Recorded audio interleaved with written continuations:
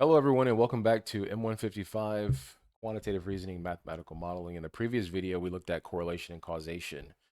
We learned that two variables can strongly relate without proving that one causes the other. Today, we're going to calculate and compare different ways of describing the center of a data set. Let's look at example number one. You may be already familiar with these terms, and I'm going to be using these terms in this lesson. Okay, so example number one, calculate three centers. Consider the data. We have 4, 6, 6, 8, and 16. First, let's find the mean. Well, to find the mean is equal to the sum of values divided by the number of values, or the total values. Okay. I should say that, we'll say the number of values because that's more logically appropriate. Okay. So for example, in this case, the mean is the sum of these values. So we have these values. We have 4 plus 6 plus 6 plus 8 plus 16, right? And then we have the total number of values, or the number of values, 1, 2, 3, 4, 5. We have 5 of those values. Okay. So when we add all of these up, 16 and 8, and let's see, that's 14. So that'd be 30. 30 plus 10. Okay. So that'd be 40. 40 divided by 5 is going to be 8. Okay. So the mean is 8. Okay. So the mean is 8. Now we need to find the median. The median of the data set is essentially putting the data in order. Okay.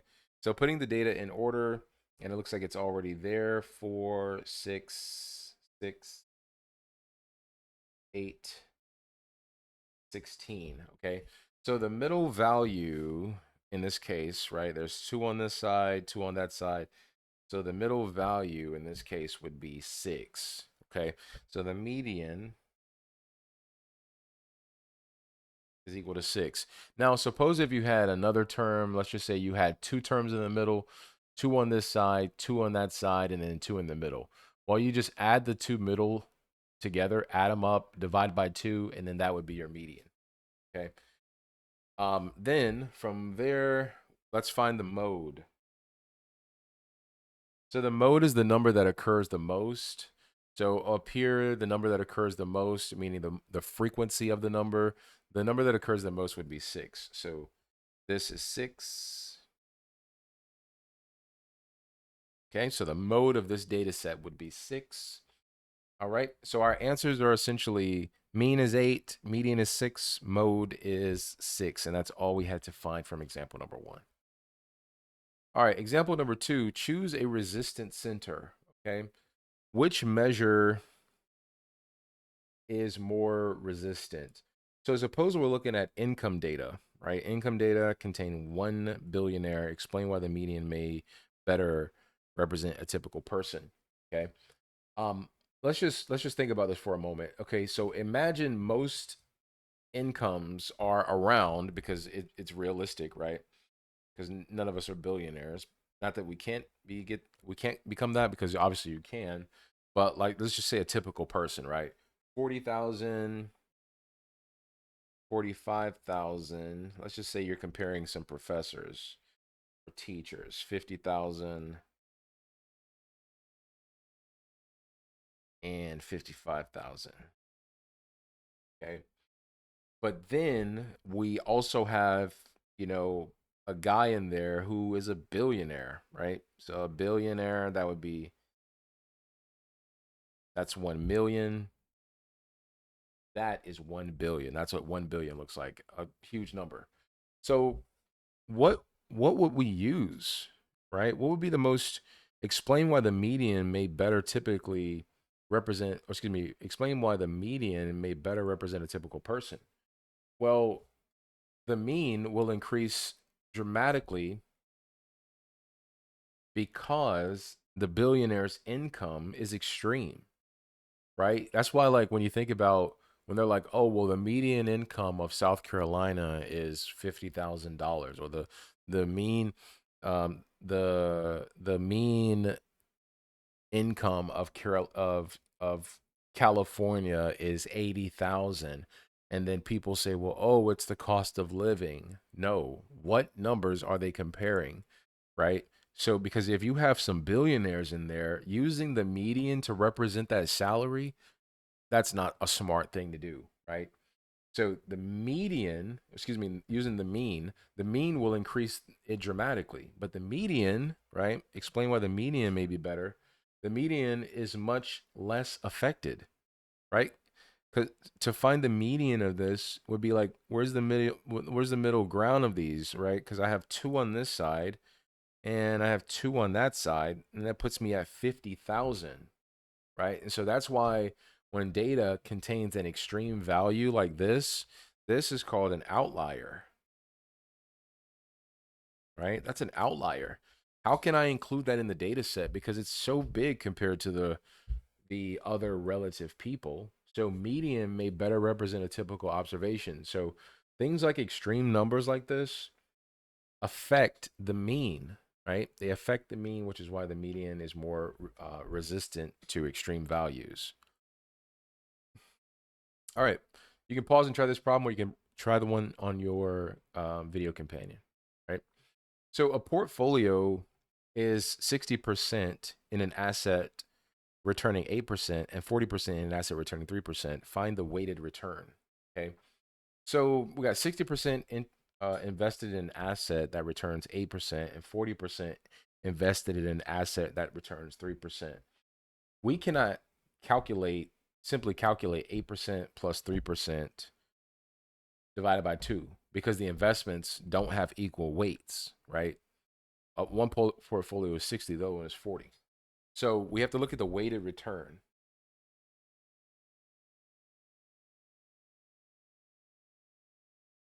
Okay. The weighted return is taking the 60%, I'm going to change it into a decimal, and we're going to multiply that by 8%, right? And then we're going to add the decimal amount, right? And again, 3% is basically 0.03, 8% is 0.08, right? So what we would do is just basically, I'm just basically calculate each part. So this is 0.60 times 0.08. That's going to give me essentially 4.8%, right? And then I'm going to add that to, again, this is 0.40 times 0.03. That's going to give me basically 12, or in this case, 1.2%. Okay. Then we would add these. After adding those together, we would end up with 6.0%. So therefore, the weighted return, right? Find the weighted return. The weighted return would be 6%. Okay. So again, that's just taking this as a decimal, that is a decimal, multiplying these two as a decimal, multiplying these two as a decimal, and adding them up. It's that easy. Okay. That's how you find the weighted mean. All right. Example number 3, how to interpret grouped data. Okay. Suppose you got a frequency table that lists score values and counts. Set up the weighted mean using value times frequency. Okay. To find the mean, we have to multiply each value by its frequency. So the general formula for the weighted mean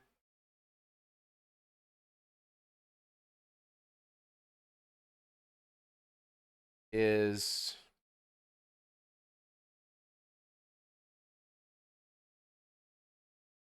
that's a terrible sigma um, times x in the frequency divided by, that's how it should look. Divide divided by the sum of the frequency. So this is just the sum, right? So this sum is, x times the frequency divided by the sum of the frequency. Okay. And that's essentially where x equals the value, right? And f equals the frequency. Okay. So if we had, 70 occurring 2 times, 80 occurring 3 times, 90 occurring 5 times, right? Okay, so let's just say, we had 70, 70, 80, 80, 80, 90, 90, 90, 90, 90. Suppose this is our data set, right? The frequency table lists score values and counts. Suppose that this is what we have, right? So obviously we have a frequency of 2, we have a frequency of 3, and then we have a frequency of 5, right? Okay, so those are our frequencies, a frequency of 2, 3, and 5.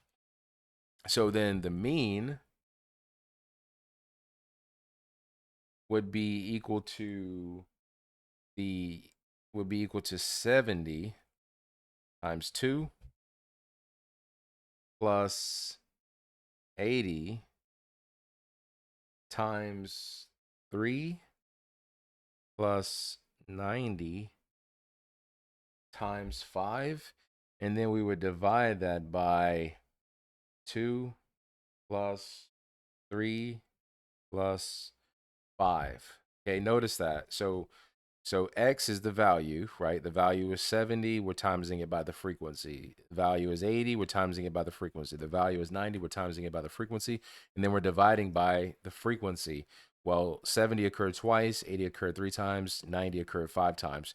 So we're adding those up, okay? So the numerator, when we add these up, this is, let's see, this is 140. This is 240. That is 450. So when we add those together, we get 830. And then this is 8, 9, 10. That's 10. So when we divide those together, we get 83. Okay. So the mean is 83. But the important idea is that value multiplied by frequency. Okay. Before dividing by the total frequency. Okay. So value times frequency.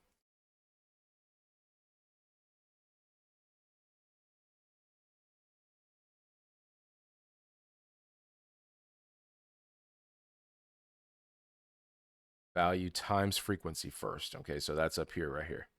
Make sure you do this first. So compute this first. All right, 140, 240, 450, add those up. That gives me this. Then you divide. But don't just put this in the calculator and then put that in the denominator and then compute it.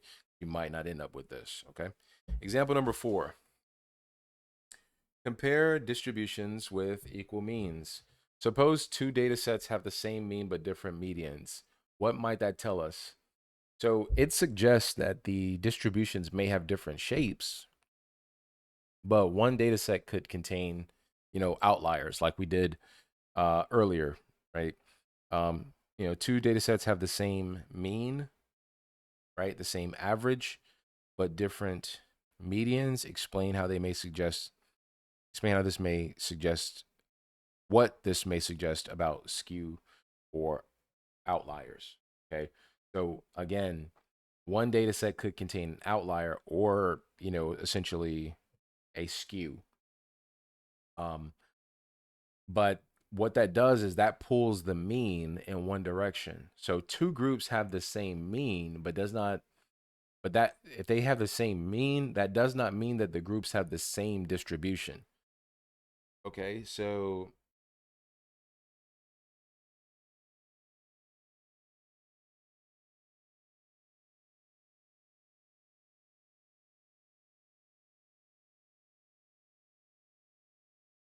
Having the same mean doesn't mean that you have the same distribution. Okay. We obviously should always look at things like what's the median?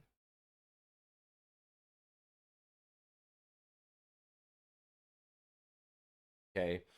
And then, what's the spread look like? Because obviously, when we looked at the earlier previous problem with that billionaire grouped with regular people, well, obviously the mean is going to be, you know, very, very high, whereas it's going to show a different class system that exists in between. Common mistake: do not average averages blindly. Okay. So two groups have different sizes and means. Explain why the combined means requires weighting by group size. So let's just say this. Say group A has 10 students,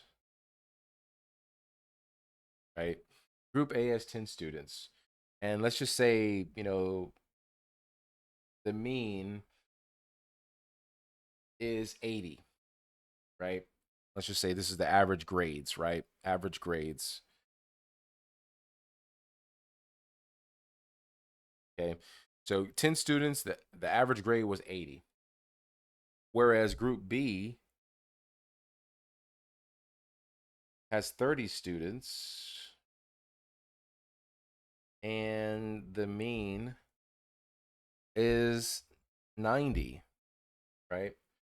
What you cannot do is say, okay, 80 plus 90 divided by 2 and get 85 because the groups have different sizes. One group there's 30, the other group has 10. So you can't join them. The best way to do this is a weighted mean, right? Instead, we have to weigh each group by the group size. So, how do we do that? We have to combine the mean. So we say, okay, 10 times 80 plus 30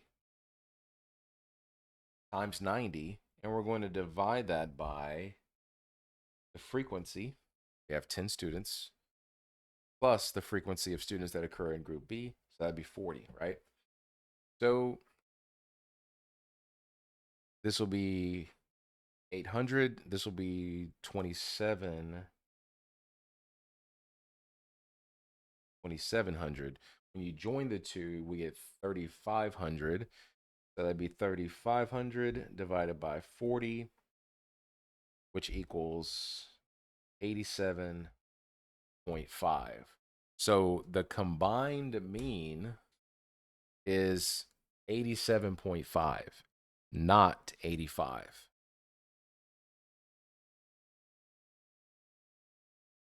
Okay.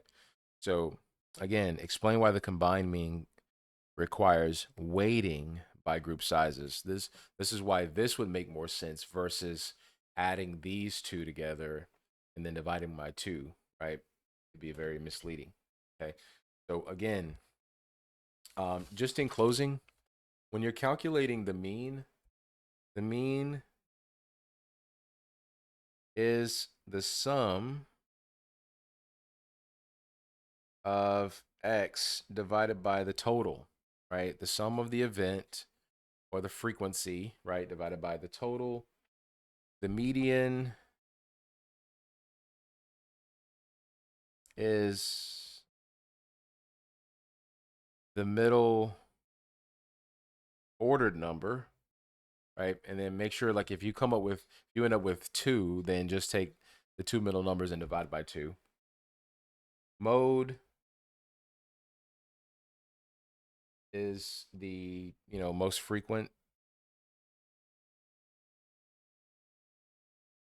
And the weighted mean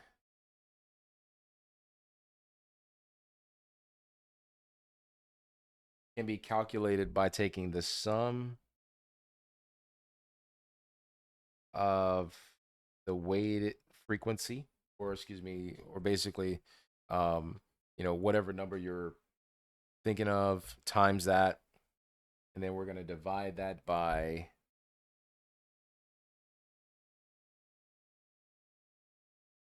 Okay. So again, I think I used a different variable on the other side, but that's essentially what it means, right? So you can use this, that's essentially what it means, right? So the weighted mean in this case, I think, as a matter of fact, I think it was the last example, right? So we had, 10 students and 30 students. So I essentially took the weight, multiplied it by the mean, right? So over here, that's essentially what this is, right? All right. Let's see what else. Or, if you're looking for frequency data, right? Because there's, the weighted mean for this one. And if you're looking like for frequency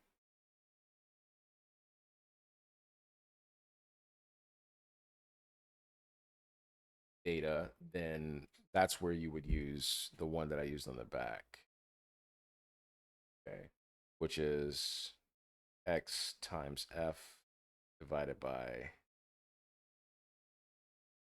the frequency. Okay, so that's for frequency data. For example, if I, where is it? Like this one. So a frequency table lists the scores, etc. And then when we're looking for the weighted mean, that's what this is down here. Okay. So notice this took the mean of this data set and the mean of this data set. That's where these values come from, right? The 80 and the 90. Because keep in mind, the mean is an average of a list of numbers of these 10 groups, right? A list of numbers to get 90, or excuse me, the average of number of the test scores to get 90 of the 30 students. Okay, so that's why this combined mean is different from the weighted mean frequency. Okay, all right, that concludes this lesson. And again, thank you for watching.